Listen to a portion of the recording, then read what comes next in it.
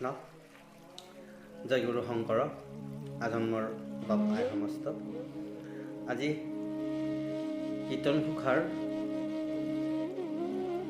তৃতীয় কীৰ্তন বলি চলনৰ তৃতীয় কীৰ্তন ভাগ অলপ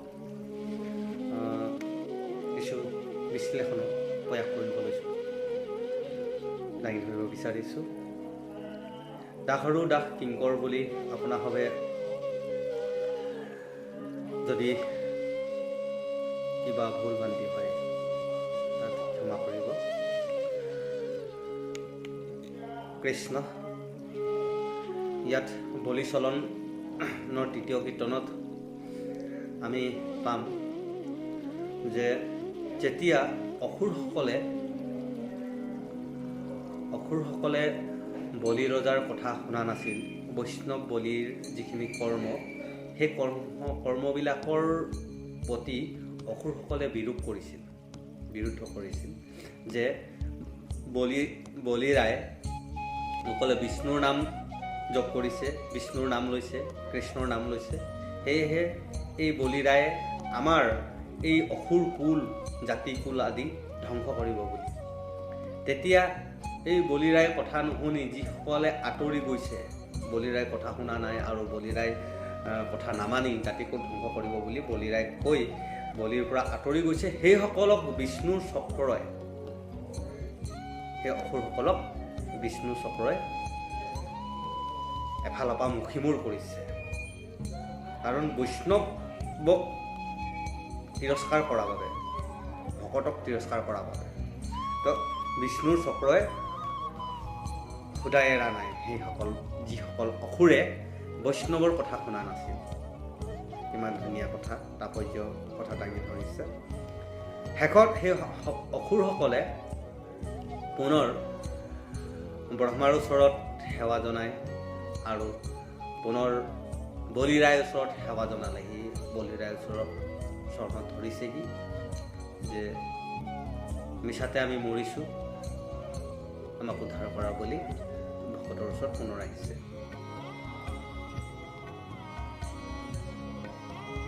ইয়াৰ পৰা আমি তাৎপৰ্য পাওঁ যে আমাৰ এই সংসাৰত বৈষ্ণৱ ভকতসকলে, গুৰুসকলে ঈশ্বৰৰ গুণানুকীৰ্তনৰ দ্বাৰা, আমাৰ ভগৱন্তৰ গুণৰ দ্বাৰা সকলোকে এই সংসাৰত কেনেকৈ চলিব লাগে, কি কৰিব লাগে, শুদ্ধ পথসমূহ ঈশ্বৰ হৰি কীৰ্তন, গুণানুকীৰ্তন, শ্ৰৱণ কীৰ্তনৰ দ্বাৰা কৈ আছে।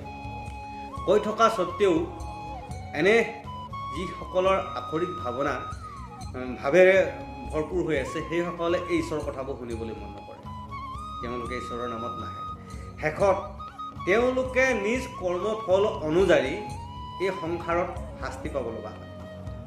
যেতিয়া শাস্তি পাব লগা হয়, তেওঁলোকে ঘূৰি ঘূৰি আহি বৈষ্ণৱ প্ৰভুজনৰ ওচৰত বা বৈষ্ণৱ লোকজনৰ কথা নুশুনিলোঁ বুলি পুনৰ আহি পেলাই সেৱা কাঢ়িবলগীয়া হয়। ভগৱন্তৰ চৰণত সেৱা কাঢ়িব লগা হয় যে হে ভগৱন্ত, হে প্ৰভু, আমাৰ এই ভুলসমূহ ক্ষমা কৰি দিয়ক, প্ৰভু আমাক কৃপা কৰক বুলি আকৌ ভগৱন্তৰ চৰণত সেৱা কাঢ়ে। এই কাৰ্যটো শিৱৰো হৈছিল।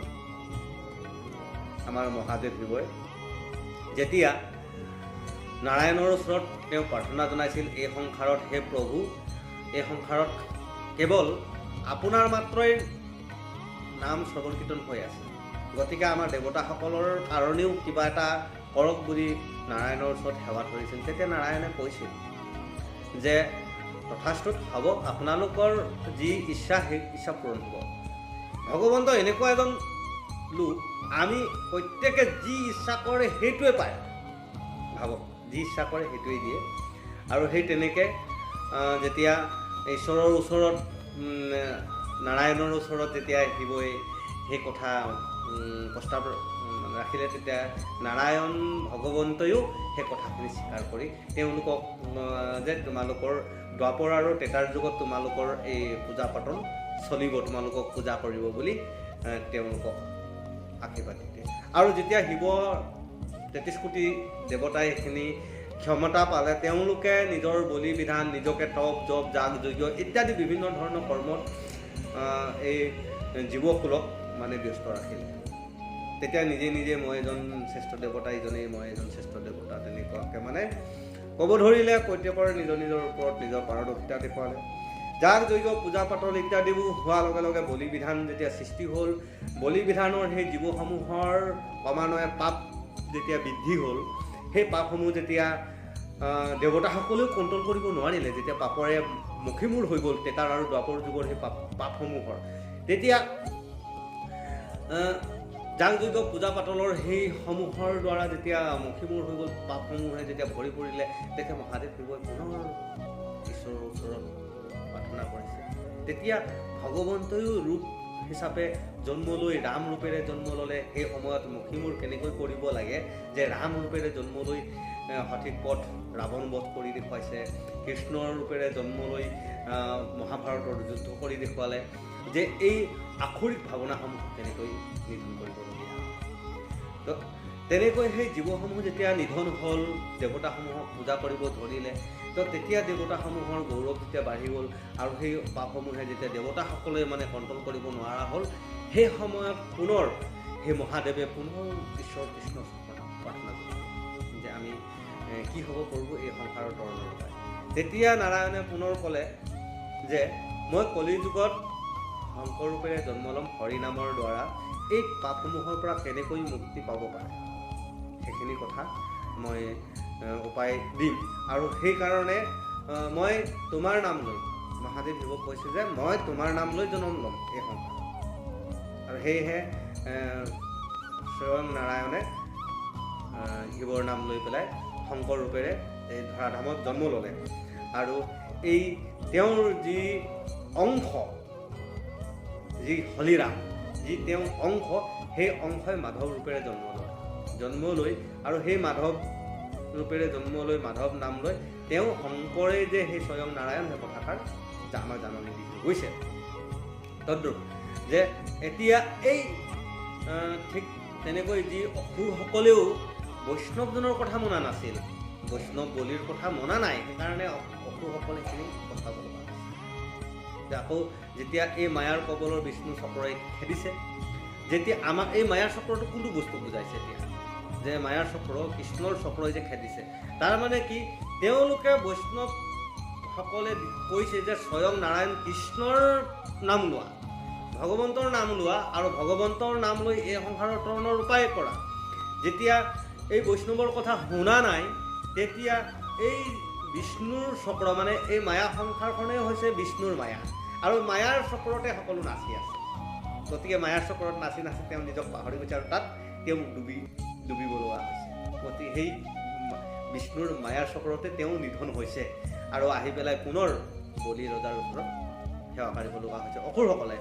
গতিকে এই সংসাৰত আমি যেতিয়া এই বৈষ্ণৱ ঈশ্বৰ কৃষ্ণৰ গুণানুকীৰ্তন কৰি থকা বৈষ্ণৱসকলৰ কথা নুশুনো, আমি সেইসকলৰ জ্ঞানী লোকসকলৰ কথা নুশুনো, যিসকলে আমাক বাৰে বাৰে দোহাই আছে যে এইটো কাম নকৰিবা, এইটো নাখাবা, এইটো কৰ্মলৈ নাযাবা, এইটো কৰিলে সংসাৰখন বিনষ্ট হ'ব, বিনষ্ট হ'লে ইয়াৰ তৰণৰ উপায় একমাত্ৰ আমাৰ হৰি কীৰ্তন বুলি আমাৰ ঘোষা কীৰ্তনে কৈ গৈছে। শংকৰ গুৰুজনাই কলি যুগত তৰণৰ উপায় দি গৈছে। সেই কথাসমূহ আমি যদি নামানো, যিসকলে নামানে সেইসকলে পুনৰ সেই গুণানুকীৰ্তনত সেইখিনি বিষ্ণুৰ মায়াত তেওঁলোকৰ জীৱন নিধন। তো এইখিনি কথাকে বুজাবলৈ গৈ ইয়াত সুন্দৰকৈ বলি ৰজাৰ ওচৰত এই অসুৰসকলৰ কি অৱস্থা হ'ল সেইখিনি ইয়াত বিৱৰণ হিচাপে দাঙি ধৰিব। আহকচোন এই কথাখিনি আমি অলপ আলোচনা কৰোঁ। কৃষ্ণ জয় গুৰু শংকৰ ঘোষা কুহৰি দেহুদৰি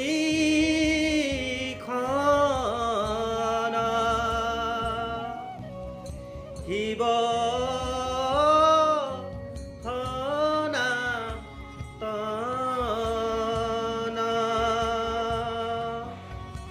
তোমাৰ চৰণে ধৰো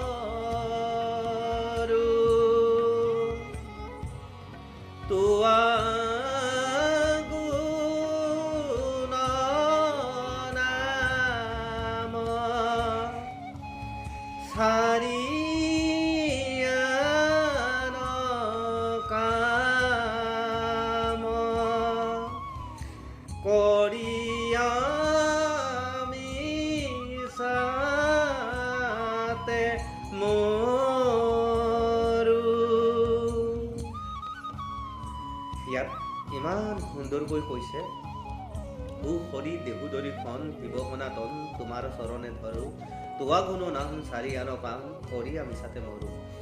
যে কৈছে এই যেতিয়া বলিৰাই কথাখিনি নুশুনি অসুৰসকলে এৰি থৈ গুচি গৈছে, আমাৰ কুলৰ ধৰ্ম নষ্ট হ'ব বুলি কৈ যেতিয়া এৰি থৈ গৈছে, যেতিয়া বিষ্ণুৰ মায়াৰ চক্ৰই যেতিয়া খেদিলে, বিষ্ণুৰ চক্ৰই যেতিয়া অসুৰসকলক নিধন কৰিব ধৰিলে, তেতিয়া অসুৰসকলে পুনৰ এই বলিৰায়ৰ ওচৰত সেৱা জনাইছে আৰু কৈছে, সেই শিৱ সনাতন দৰ্শন কৰা, যে আমি আপোনাৰ কথা নুশুনিলোঁ, আমি এই যিখিনি হৰিগুণৰ নাম, ঈশ্বৰ কৃষ্ণৰ গুণৰ নাম আমি যে নললোঁ, আন কাম কৰ্ম কৰিবলৈ গ'লোঁ, যি ঈশ্বৰৰ গুণানুকীৰ্তন নকৰি অন্য কৰ্ম যিবিলাক আগম নীতি কৰিবলৈ গৈ এই সংসাৰৰ মিছাতে মৰিছোঁ, সেই প্ৰভু গতিকে দৰ্শন কৰা, আকৌ দুনাই নপা ভুল নকৰোঁ বুলি প্ৰণাম কৰিছে। এই কথাৰ দ্বাৰা আমাক শংকৰ গুৰুজনায়ো কৈছে যে আমিও এই মায়াৰ কবলত পৰি পেলাই অসুৰ হৈ আছোঁ, গতিকে আমি এই অসুৰৰ তৰণৰ পৰা আমাকো উদ্ধাৰ কৰক। গুৰুজনেও তেনেকৈ কাকতি কৰিছে শিৱ সনাতন। আমি তেতিয়াই হ'ব এই শৰীৰটো শিৱ মানে হ'লে এই শৰীৰটো, আৰু এই শৰীৰটো তেতিয়াহে সনাতন হ'ব যেতিয়া ঈশ্বৰৰ গুণানুকীৰ্তন আমি কৰিম। ঈশ্বৰৰ গুণানুকীৰ্তন আমি যেতিয়া কৰিম তেতিয়াহে এই শৰীৰটো সনাতন হ'ব, নহ'লে এই শৰীৰটো সনাতন নহয়। সনাতন তেতিয়া হয় এই শৰীৰটোত ঈশ্বৰৰ গুণানুকীৰ্তন কৰিব লাগিব। সেইকাৰণে সৎ য'ত আহিব, যেতিয়া বাস কৰিব, সেই হ'ব সনাতন। সেইকাৰণে সদ্ভাৱনা আমাৰ কেতিয়া জাগিব? সমস্ত জাতিকুলৰ ভূতৰ প্ৰতি সমস্ত ব্ৰহ্মময় কেতিয়া দেখিব? যেতিয়া আমি হৰি গুণ গাম, তেওঁৰ নাম ল'ম, ঈশ্বৰৰ নাম ল'ম, তেতিয়াহে আমি ব্ৰহ্মময়ী ভূতক আমি কি দেখিম? এক দেখিম, সকলোকে এক দেখিম, কৃষ্ণ দেখিম।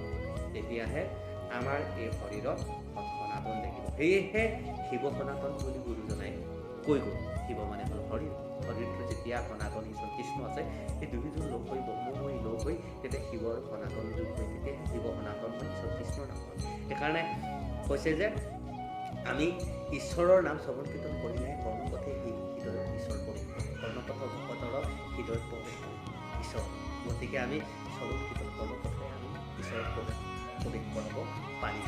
সেই তেতিয়াহে আমাৰ শৰীৰটো সনাতন হ'ব, জীৱকুলক আমি ব্ৰহ্মময়ী দেখা পাম। এতিয়া দৈত্যপুৰীৰ কথাখিনি কৈছে পদ কৃষ্ণ। এই ৰাম দৈত্যৰ পুৰিত পখিল তৰিত, বাঘে যেন ধৰে খেদি, যদ্ৰ দুহুৰীয়াৰ ৰাখনা হিতাৰ, পেলাৱে মাথা কছে দি। এই দৈত্যসকলে যেতিয়া ঈশ্বৰ কৃষ্ণৰ কথা শুনা নাছিল, তেওঁলোকৰ মাথা চেট কৰি দিছিল কৃষ্ণৰ ভগৱন্তৰ চক্ৰই, নাৰায়ণৰ চক্ৰই। যেতিয়া আমি অসুৰ ভাৱনা আমাৰ শৰীৰত থাকিব, আমাৰ এই মগজত ভাল ভাৱ নাথাকে, এইটো মাথা হৈ নাথাকে, ই ঈশ্বৰৰ কথা গুণানুকীৰ্তনত মন মগজ নাথাকে। যেতিয়া আমি এই ঈশ্বৰৰ গুণানুকীৰ্তনলৈ আহিম, আমাৰ এই অসুৰ মন ভাৱনাৰ এই মাথাটো ছেদ হৈ যায়, ইয়াত ভগৱন্ত বিৰাজ হয়। সেইকাৰণে কৈছে যে এই মূৰটো ঈশ্বৰ কৃষ্ণৰ মায়াৰ চক্ৰই কাটি পেলাই আমাক কি কৈছে, ইয়াত সুদৰ্শন চক্ৰৰ যেতিয়া প্ৰভাৱ পৰে, তেতিয়া ইয়াত আমাক সুদৰ্শন হয়। আৰু এই যিটো আমাৰ আখৰিক ভাৱনাৰ মূৰটো সি ছেদ হৈ যায়, তেওঁ ওচৰত নাথাকে। সেইকাৰণে গ মানে হ'ল গণেশ, জ্ঞান, গ মানে জ্ঞান, গণেশ হাতী মূৰ লগাইছে। হাতী মানে বিশাল, কেতিয়া হ'ব? জ্ঞানৰ বিশাল মূৰ তেতিয়া হ'ব, তেতিয়া গণেশ আৱিৰ্ভাৱ হ'ব। সেইকাৰণে কৈছে সেই কোনে কাটিছে? বিষ্ণুৰ সুদৰ্শন চক্ৰই সেই হাতীটোক মূৰটো কাটি আনি লগাইছিল। তো আমাৰো এই সুদৰ্শন অসুৰূপী ভাৱনাবোৰ তেতিয়া তৰিব, তেতিয়া এই ঈশ্বৰ কৃষ্ণৰ গুণানুকীৰ্তনৰ সুদৰ্শন চক্ৰই আমাক এই অসুৰৰ উত্তৰ কাটিব লাগিব। যে আমাৰ অসুৰৰ মূৰটো এৰি বৈষ্ণৱ গুণৰ মূৰ স্থাপিত হ'ব, তেতিয়াহে দেৱতাৰ মূৰ স্থাপিত হয়। সেইকাৰণে কৈছে যে এই অসুৰসকলৰ মুণ্ড ছেদ কৰিছে, তাৰ মানে অসুৰসকলৰ মুণ্ড নাইকিয়া কৰি দিছে আৰু দেৱতাৰ মূৰ হৈ গৈছে, মানে এনেকুৱা মানে যি বৈষ্ণৱৰ মূৰ ছেদ। কাৰণ বলিৰাই ওচৰত থকা নাই। যেতিয়া বলিৰাই কথা নুশুনিলে তেতিয়া সুদৰ্শন চক্ৰই মায়াৰ চক্ৰই কাটিব ধৰিলে। তো তেওঁলোকক মানে যেতিয়া সেই মায়াৰ কবলত পৰিব লগা হয়, তেওঁ মগজে কাম কৰা হৈ যায়, তেতিয়া তেওঁ ঈশ্বৰৰ নাম ল'ব লগা হৈ যায়, তেতিয়া অসুৰৰ মূৰবিলাক নাইকিয়া হৈ যায়। সেইকাৰণে বিষ্ণুৰ চক্ৰই মায়াৰ চক্ৰই তেওঁলোকৰ মুণ্ডৰ ছেদ কৰিছে। এতিয়া কাৰোবাৰ নাক কাটিব, কাৰোবাৰ কাণ কাটিব, চাব কেনেকৈ নাক কাণ কাটিছে। এ ৰাম কাৰো নাক কাণ, কাৰো কৰে খান খান, কাৰো কঁকালত কাটে, হাত ভৰি ছিঙি মৰৈ চুৰাংগী, অ ৰাম পৰিগে ৰাগেৰি বাটে। এই অসুৰসকলৰ কাৰোবাৰ নাক কাটিছে, হাত কাটিছে, কঁকাল কাটিছে, ভৰি কাটিছে ইত্যাদি কাটি গৈছে।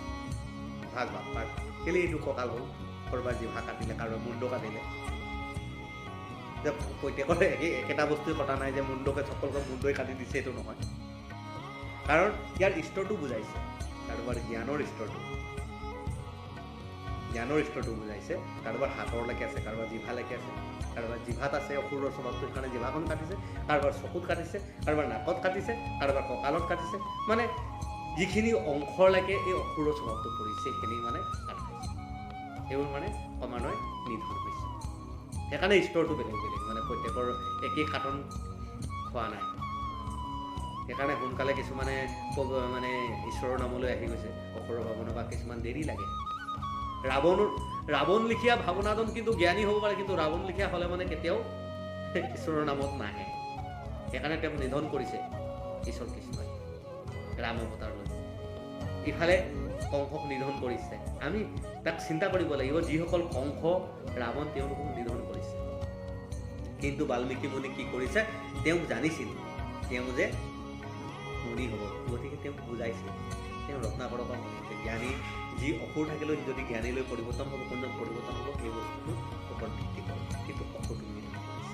তো সেইকাৰণে এই বস্তুবিলাক কাৰোবাৰ কঁকাল কাটিছে, কাৰোবাৰ হাত কাটিছে, কাৰোবাৰ নাক কাটিছে, এটা এটা স্তৰ কাটন হৈছে। আমাৰ এই আসুৰিক ভাৱনাৰ প্ৰতিটো মানুহৰ স্তৰ আছে, আৰু এই স্তৰবিলাকে তেওঁৰ মানে কাটবা দেখুৱাইছে। তো সেইবিলাক বস্তু মানে কি বস্তু মানে এৰিব, কি ধৰিব, সেই তেনেকুৱা ধৰণৰ কথাবিলাক কৈ আছে। অসুৰৰ মানে সেইবিলাক কাট খাইছে পৰা বিষ্ণু চক্ৰই খেদি এতিয়া আমনি কৰিছে তেওঁলোকে যি বৈষ্ণৱৰ কথা নুশুনাৰ কাৰণে। হে ৰাম কাৰো জিভা আনি কাটে টানি টানি, ধৰি দুই চক্ষু কাৰে,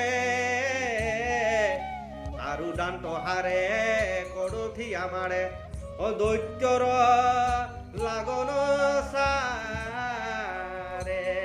এই দৈত্যসকলৰ লগ নেৰে আৰু কাৰণ বৈষ্ণৱৰ কথা শুনা নাছিল নহয়, সেইকাৰণে সময়ত পস্তাব লগা হয়। যিসকলে বৈষ্ণৱৰ কথা নুশুনি পেলাই থাকে, তেওঁলোকে সময়ত মায়াৰ কবলত পৰি পেলাই এই পস্তাব লগা হয়। কেতিয়াবা ফান্দত পৰিবই, তেতিয়া তেওঁ চিন্তা কৰে মই অনুভৱ নকৰিম। সেইকাৰণে ক্ৰমান্বয়ে এটা এটা কাট খাইছে, কাটিছে, কাঢ়িছে তেওঁলোকৰ জীৱনত। সেইখিনি হয় বিষ্ণুৰ মায়াই সকলো নিধন কৰে দেই। কালে কাকো ৰৈ নাথাকে, কাল চক্ৰখন ঘূৰি আছে মায়া, কাল চক্ৰে সকলোকে নিধন কৰিব। আমি যিমানেই বলৱান বুলি নাভাবোঁ কিয়, গতিকে বিষ্ণুৰ এই কাল চক্ৰই এদিন সকলো নিধন কৰিব। সেইকাৰণে কৈছে যে নাৰায়ণে হত ৰজ তম গুণ সৃষ্টি কৰি পেলাই এইখন নিধন কৰি আছে। গতিকে কৃষ্ণৰ এই তিনিটা গুণৰ ধাৰণ কৰি সংসাৰখন চলাই আছে। গতিকে সময় চবচে বলৱান, এই সময়ক কোনো ৰখাব নোৱাৰে। সময়ে এদিন সকলোকে নিধন কৰিব। হে ৰাম কাৰু বুক চিৰি তপৰু ধীৰি, অভুঞ্জাৱে গৃধ চিগাল, অধৰ্মে গ্ৰখিল তিলকে নখিল, দৈত্য ভৈ লগুণ্ডা মাল। এই অসুৰসকল মানে এতিয়া গুণ্ডা মানুহে থাকিব পৰা নাই বিষ্ণু চক্ৰৰ প্ৰভাৱ পৰি ক্ৰমান্বয়ে এটা এটাকে নিধন কৰি দিছে। ব্ৰতসকলৰ শান্তি নথকা হৈছে। তাৰমানে ভাবক, বৈষ্ণৱ এজনক অপমান কৰিলে এজন ভকতক দুখ কৰিলে ঈশ্বৰ কৃষ্ণই কিন্তু ৰৈ নাথাকে। গতিকে সেইকাৰণে আমাৰ নাম অপৰাধত কৈছে যে কেতিয়াও ভকতক নিন্দা নকৰিবা। ভকতক নিন্দা কৰিলে ভকত নিন্দা আটাইতকৈ ডাঙৰ নিন্দা, আৰু এই নিন্দাই কেতিয়াও কাকো শান্তিত থাকিব নিদিয়ে। তেওঁ কিন্তু মাফ নাই, চবত মাফ আছে, কিন্তু ভকত নিন্দাত কোনো পধ্যে মাফ নাই, তেওঁ পাপত ভুঞ্জিবই। সেইকাৰণে কৈছে যে পাপত ভুঞ্জিবই ভকত নিন্দা। সেইকাৰণে বৈষ্ণৱ বলি ৰায়ৰ কথা শুনা নাছিল কাৰণে বিষ্ণুৰ চকুৰে খেদি কৰিছে। সেইকাৰণে ভকতক নিন্দা কৰিলে এদিন সেই ভকতৰ নিন্দা কৰিলে ঈশ্বৰ কৃষ্ণ সুদৰ্শন চক্ৰই কাল চক্ৰৰ ৰূপ ধাৰণ কৰি সকলোকে অনিষ্ট কৰিব। হে ৰাম বিষ্ণুৰ চক্ৰৰ নমৈলা ভাগৰ হস্তি যেন মাৰে মাখি পুত্ৰ ভাই এৰি মৰু জিউ কৰি কটু পলাৱে প্ৰাণৰ যেতিয়া বিষ্ণু চক্ৰই খেদিছে তেতিয়া সেই অসুৰসকলে নিজৰ সন্তান ল'ৰা ছোৱালীক এৰি যেনি তেনি দৌৰ মাৰিবলৈ আৰম্ভ কৰিছে। চব এৰি দিছে। এতিয়া বিষ্ণুৰ চক্ৰই খেদিছে। যেতিয়া আমাৰ কাল সংসাৰ যেতিয়া আহিব তেতিয়া আমিও তেনেকৈ নিজৰ পুত্ৰ ভাইজাৰ লগত যি নাচি আছোঁ গ্ৰাহৰ গজেন্দ্ৰৰ সকলো এৰি দিব লাগিব। সময়ে তেনেকুৱা আহি যাব, তেতিয়া কোনেও ক'ব নোৱাৰি এই সময়ে সকলো শেষ কৰি দিব। সেয়েহে কৈছে যে আমি ঈশ্বৰৰ কৃষ্ণৰ গুণানুকীৰ্তনৰ দ্বাৰা, সেইকাৰণে বৈষ্ণৱক নিন্দা কৰিব নালাগে, বৈষ্ণৱৰ কথা শুনিব লাগে, আৰু গুণানুকীৰ্তনৰ দ্বাৰা এই সংসাৰৰ পৰা আমি তৰণৰ উপায় নিৰ্ধাৰণ কৰি যাব লাগিব।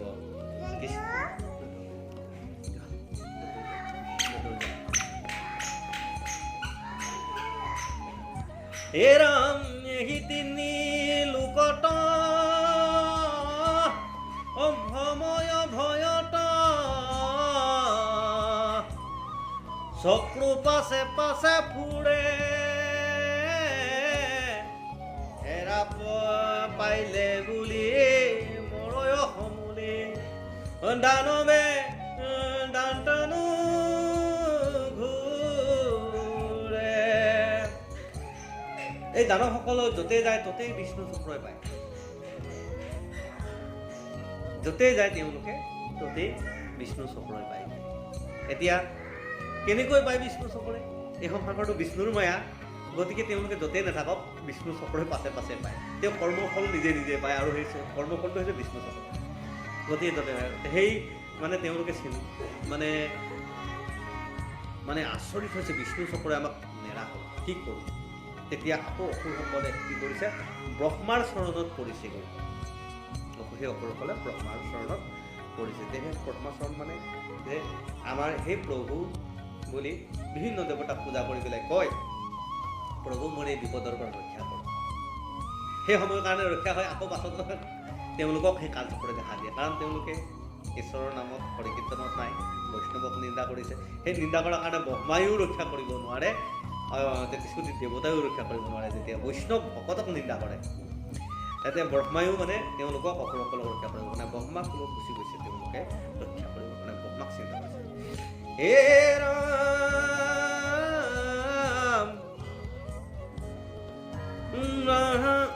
ব্ৰহ্মাটো লাগিল হৰণ মাগিল হাতে দন্তে খেৰ তুলি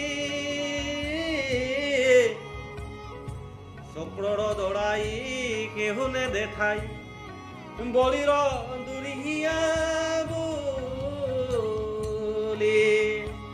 এতিয়া ভাবক, তেওঁলোক ব্ৰহ্মকুল পালেগৈ, ব্ৰহ্মাৰ ওচৰত দাঁতেৰে খেৰ তুলি লৈছে। মুখেৰে আমি দান্তে টিনত তুলি ধৰোঁ, এইটো দান্তেৰে আমি দাঁতেৰে হাতে নধৰাকৈ দাঁতেৰে যেতিয়া আমি টিনত ছিঙিবলৈ যাওঁ বহুত কষ্ট হয়, কিন্তু বাকী জীৱবিলাকৰ নহয় আকৌ। কিন্তু মনুষ্যৰ জীৱৰ বহুত কষ্ট হয় ক'বলৈহে। সেই দাঁতেৰে তুলি লোৱা, টিনত তুলি লোৱাৰ দৰে তেওঁলোকে কি কৰিছে? খেৰ তুলি লোৱাৰ দৰে ভগৱান ব্ৰহ্মাৰ ওচৰত বাৰম্বাৰ প্ৰাৰ্থনা কৰিছে যে তথাপি বলি বৈষ্ণৱক আমি নিন্দা কৰাৰ কাৰণে চক্ৰই আমাক এৰি দিয়া নাই, এই বুলি তেওঁলোকে চিন্তা কৰিছে। ভাবকচোন কিমান আচৰিত হৈছে।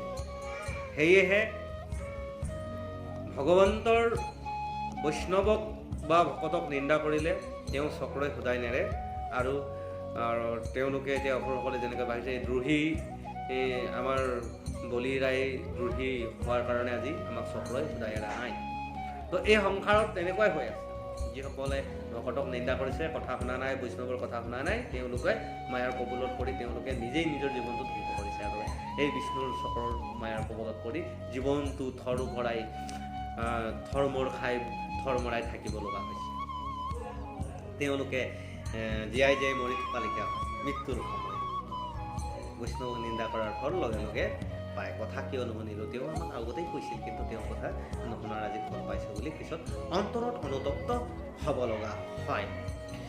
এৰম বুদ্ধি ভৈল চুৰি পলাইবাৰ পুৰি কহিতো নপাইল খুদি বলিৰ চৰণে পখিল হৰণে দুনাই হবে মাইন খুজি। শেষত পুনৰ বলিৰ চৰণত সেই অসুৰসকলে আহি পৰিছে। সেই বলিৰাজ আমাক ৰক্ষা কৰা, সেই বৈষ্ণৱ ৰক্ষা কৰা। সেয়েহে ভকতক নিন্দা কৰে। ভকতেহে আচলতে যেতিয়া ভগৱন্তৰ চক্ৰই যেতিয়া কাৰোবাক খেদিব, ভকত বৈষ্ণৱক নিন্দা কৰিলে ভগৱন্তৰ চক্ৰখনে কেতিয়াও সুদাই নেৰে। সেইকাৰণে বৈষ্ণৱক নিন্দা কৰিছিল সেই অসুৰসকলে। গতিকে বৈষ্ণৱক নিন্দা কৰাৰ কাৰণে বিষ্ণুৰ সেই সুদৰ্শন চক্ৰৰে কাল ৰূপ ধাৰণ কৰি অসুৰসকলক এনেকৈ খেদিছে অসুৰসকলে স্থান পোৱা নাই। অসুৰসকলে ব্ৰহ্মাৰ ওচৰত গৈছে, ব্ৰহ্মায়ো কৈছে মই এইটো ক্ষমা কৰিব নোৱাৰোঁ, কাৰণ সুদৰ্শন চক্ৰই খেদিছে। যেতিয়া আকৌ শিৱৰ ওচৰত গৈছে, শিৱই কৈছে যে মই এইখিনি তাৰণ কৰিব নোৱাৰোঁ, কাৰণ আপোনালোকে বৈষ্ণৱক বহুত ডাঙৰ অপৰাধ কৰিলে, বৈষ্ণৱক নিন্দা কৰিলে, বৈষ্ণৱক আপোনালোকে তিৰস্কাৰ কৰিলে। সেইকাৰণে আপোনালোকে মই এতিয়া এই দুখৰ খণ্ডন কৰিব নোৱাৰোঁ। এই সুদৰ্শনৰ দুখৰ খণ্ডন যিগৰাকী তেওঁহে পাৰিব। আকৌ বিষ্ণুৰ ওচৰত গ'ল। সুদৰ্শনৰ গৰাকী বিষ্ণু নাৰায়ণৰ ওচৰত গ'ল। নাৰায়ণৰ ওচৰত সেৱা কাঢ়িলে। তেতিয়া নাৰায়ণে আকৌ কৈছে ইয়াৰ দুখৰ কাৰণ ময়ো দিব নোৱাৰোঁ। সুদৰ্শন চক্ৰ ইমান কাল ৰূপ ধাৰণ কৰিছে যে ময়ো তাৰণ কৰিব নোৱাৰোঁ। ইয়াৰ তাৰণ কৰিব পৰা এটাই গুণ আছে, সেয়াই হৈছে ভকত বৈষ্ণৱৰ ওচৰত যোৱা। বৈষ্ণৱেহে এই সুদৰ্শনৰ মূল বুজি পায়। ভাবক, ভগৱন্ত নাৰায়ণেও সেইখিনি কৰ্ম কৰিব নোৱাৰিলে, আৰু শেষত সেই অসুৰসকলে আহি পুনৰ বলিৰায়ৰ ওচৰত সেৱা কাঢ়িছে যে সেই বলিৰাই আমাক ৰক্ষা কৰে। সেই বলিৰাই পুনৰ তেওঁলোকক কি কৰিছে? ৰক্ষা কৰিছে। বলিৰাই কথা শুনি সুদৰ্শন চক্ৰ পুনৰ নিজৰ স্থানলৈ গুচি গৈছে, অসুৰসকলৰ ৰক্ষা কৰিছে। সেয়েহে আমি কেতিয়াও বৈষ্ণৱক নিন্দা কৰিব নাপায়, বৈষ্ণৱক উপলুঙা কৰিব নাপায়। এতিয়া আমাক গুৰুজনাই এই কথাখিনি তাৎপৰ্য হিচাপে আমাক কৈছে। তেওঁ গুৰুজনাই মূল কথাখিনি কৈছে, শুনোৱা হওক। এৰম ভনিল শংকৰে শুনা হ'ব নৰে যতেক বিষয় ভোগ পুত্ৰ দ্বাৰা ধন শৰীৰ স্বজন অহবাৰে আছে বিয়োগ। গুৰুজনাই ইমান তত্ত্বৰূপেৰে আমাক কথাখিনি কৈছে যে শুনা সেই নৰলোক, ভালদৰে শুনা। পুত্ৰৰ দ্বাৰা ধন যোনে স্বজন কৰিছে, এই কোনো বস্তু নাথাকে, পুত্ৰ নাথাকে চিৰকাল নিজৰ লগত ৰখে।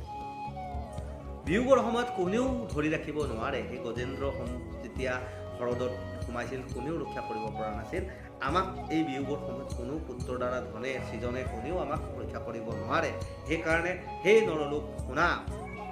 গতিকে এই বিয়োগৰ সময়ত আমাক হৰি নাম কীৰ্তন, ঈশ্বৰ কৃষ্ণৰ যেনেকৈ গজেন্দ্ৰই ঈশ্বৰ কৃষ্ণক আৰাধনা কৰিছিল, ঠিক তেনেকৈ আমি আৰাধনা কৰিব লাগিব। হে তাৰ চিন্তা এৰি চিন্তিও হৰি অন্তকে পাইলে কপাল এহিয়া নকা এৰিয়া নকাম বোলা ৰাম ৰাম সুখে ভৱ নদীত। এতিয়া কৈছে কি গুৰুজনে শেষত কৈছে, এই সকলো একোৱেই আমাক ৰক্ষা কৰিব নোৱাৰে। সেই সকলো চিন্তন দূৰ কৰি ঈশ্বৰ কৃষ্ণৰ হৰিনামত শ্ৰৱণ কীৰ্তন কৰা, ঈশ্বৰ কৃষ্ণৰ নাম লোৱা, আৰু সেই ঈশ্বৰ কৃষ্ণৰেহে শেষত এই ভৱনদী তৰণ কৰিব পাৰে। আমাক এতিয়া এই সুখেৰে ভৱনদীত তৰণ কৰা উপায় গুৰুজনাই ইয়াত শেষত দি থৈ কৈছে এৰি আন কাম বোলা ৰাম ৰাম সুখে ভৱনদী তৰা। কি কৈছে? তাৰা চিন্তা এৰি, এই মায়াৰ কবলৰ সংসাৰৰ কথা চিন্তা এৰি চিন্তি উপহৰি ঈশ্বৰৰ নাম হৰি কীৰ্তন চিন্তন কৰিব কৈছে। অন্তেক পাইলেক পাৰ, যে আমাৰ এই অন্তেক, এই মায়াৰ সংসাৰৰ অন্তেক সময় আমি পাৰ হ'বলৈ হ'লে আমি সেই এৰি ঈশ্বৰৰ ৰাম নাম ৰমণ কৰি, ৰাম নাম কিয় কৈছিলে? মানে ৰমণ বায়ু, মানে মৰা বায়ু, মানে বহনি, যি বায়ু ল'লে আমাৰ শৰীৰৰ ক্লমক ভাৱসমূহ দূৰ হৈ যায়। তো সেই হৈছে ৰাম নাম। সেই ৰাম নাম আমি সেইকাৰণে গাই আমি এই সংসাৰৰ পৰা ভৱনদীৰ পৰা পাৰ হ'ব পাৰিম। কৃষ্ণ জয় গুৰু শংকৰ। আমাৰ খবৰ এনেধৰণৰ এই কথাসমূহ বা এই বিশ্লেষণৰ প্ৰয়াসসমূহ যদি আপোনাৰ খবৰ ভাল লাগিছে, আপোনাৰ খবৰ শ্ৰীচৰণত অৰ্পণ কৰোঁতে আপোনালোকক যদি সুন্দৰ লাগিছে, ভাল লাগিছে, আগলৈ এনেধৰণে কৈ থাকিবলৈ আপোনালোকে যেন আমাৰ খবৰ প্ৰেৰণা দিয়ে, আমাৰ খবৰ চেনেল লাইক কৰিব, কমেণ্ট কৰিব, আৰু সুন্দৰকৈ আগবাঢ়ি যাবৰ কাৰণে যেন প্ৰেৰণা দিয়ে, সেইবাবে আপোনালোকৰ শ্ৰীচৰণক প্ৰাৰ্থনা ধৰিলোঁ। কৃষ্ণ ঔ হৰি ঔ ৰাম কৃষ্ণ।